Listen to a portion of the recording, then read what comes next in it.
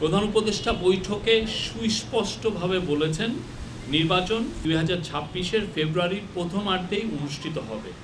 সুষ্ঠু ও উৎসবমুখর নির্বাচনের জন্য রাজনৈতিক দলগুলোর কাছে তিনি পরামর্শ চেয়েছিলেন মিটিংয়ে। তিনি বলেছেন, এটা তার কোট, আপনি লিখতে পারেন কোট হিসেবে, আনন্দ ও উৎসবমুখর পরিবেশে নির্বাচন হবে। জীবনে কখনো ভোট দিতে পারেনি তাদের জন্য এই নির্বাচন ভালো অভিজ্ঞতা দিতে হবে। যারা ভোট দিতে গিয়ে তিক্ত অভিজ্ঞতার সম্মুখীন হয়েছেন পূর্বে, তাদেরও ভালো অভিজ্ঞতা দিতে হবে। কেউ যেন বলতে না পারে যে আমাকে ভোট দিতে দেওয়া হয়নি। যারা অন্তর্বর্তীকালীন সরকারকে নির্বাচন পর্যন্ত পৌঁছাতে দিতে চায় না, তারা যত রকমভাবে পারে বাধা দিবে। বাংলাদেশের সত্তাকে গড়ে তুলতে তারা বাধা দিবে। তারা সর্বোচ্চ চেষ্টা করবে নির্বাচন বানচাল করার, এমন পরিস্থিতি সৃষ্টি করার চেষ্টা করবে যাতে নির্বাচন না হয়। এগুলোর কিছু কিছু লক্ষণ এখন দেখা যাচ্ছে, সামনে আরও আসবে। এই জন্য আমাদের আরও সতর্ক হতে হবে। আমাদের চেষ্টা হবে নির্বাচন করার, এবং নির্বাচন ফেব্রুয়ারির প্রথমার্ধে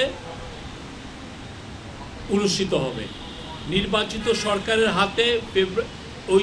সরকারের হাতে আমরা ক্ষমতা হস্তান্তর করব। এবারে নির্বাচন অনন্য নির্বাচন, এটা অন্তর্বর্তীকালীন সরকারের নির্বাচন নয়, এটা এদেশের সকল মানুষের, সকল রাজনৈতিক দলের নির্বাচন। এই নির্বাচনের আকাঙ্ক্ষা হলো ভবিষ্যতের বাংলাদেশ নির্মাণের। এই নির্বাচন হবে নিজেদের পায়ে দাঁড়ানোর, সাহস অর্জনের, নিজের ভঙ্গিতে দেশ পরিচালনার নির্বাচন। এই নির্বাচন অন্য কোনো দেশের থাবা মারার কোনো নির্বাচন এই নির্বাচনে অন্য কোনো দেশের থাবা মারার কোনো সুযোগ যেন না থাকে। আমরা এই নির্বাচন আয়োজনে আপনাদের সর্বাত্মক সমর্থন চাই। উনি আবার বলেছেন, প্রতি পদে পদে বাধা আসবে, সবার মনে দ্বন্দ্ব তৈরি করার চেষ্টা করবে। আমরা যেন সঠিক থাকি, স্থির থাকি, সবাই একসাথে সহযোগিতা করি। এই ছিল ওনার বক্তব্য। আর উনি দুর্গাপূজার বিষয়েও মিটিংয়ে বলা হয়েছে যে সামনের দুর্গাপূজায় আমাদের সবার দায়িত্ব হলো শান্তিপূর্ণ পরিবেশ নিশ্চিত করা। অনেক গণ্ডগোল করতে চাইবে অনেকে, তারা সব রকমের চেষ্টা করবে। এ বিষয়ে সবাইকে সতর্ক থাকার আহ্বান জানিয়েছেন। এবং দুর্গাপূজা গত বছর আপনারা দেখেছেন, এবারও উৎসবমুখর পরিবেশে শান্তিপূর্ণভাবে সারা দেশে উদযাপিত হবে। আর একটু মিটিং শেষে নুরুল হক নূরের ওয়াইফ মারিয়া আক্তার, নূরের দুইজন সহকর্মী রাশেদ খান এবং হাসান আল মামুন আমাদের চিফ অ্যাডভাইজারের সাথে দেখা করেন। মিটিংয়ে নূরের ওয়াইফ তার স্বামীর স্বাস্থ্যের একটা আপডেট দেন, এবং নূরের ওয়াইফ এবং তার সহকর্মীরা বলেন যে নূরের বিদেশি চিকিৎসা প্রয়োজন, এবং তাৎক্ষণিক প্রফেসর ইউনূস এটা শুনে উনি নির্দেশ দিয়েছেন হেলথ মিনিস্ট্রিকে যে তাকে বিদেশে পাঠানোর জন্য, তাকে বিদেশে যেন সর্বোচ্চ ভালো চিকিৎসা দেওয়া হয়, সেটার ব্যবস্থা নেওয়ার কথা উনি বলেছেন। আর হচ্ছে যে সভায় ওইখানে ল অ্যাডভাইজার ছিলেন আসিফ নজরুল,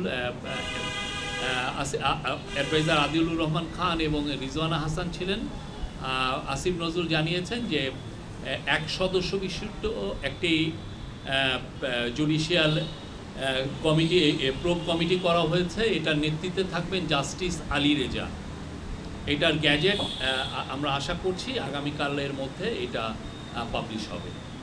জাতীয় পার্টি নিয়ে এই বিষয়টা আমি বলবো যে যারা যে পার্টি যা বলছেন সেগুলোর উপরে আপনারা প্রিফার করবেন। আমরা এর বিষয়ে কোনো কথা বলতে চাচ্ছি না। এখানে প্রায় সব রাজনৈতিক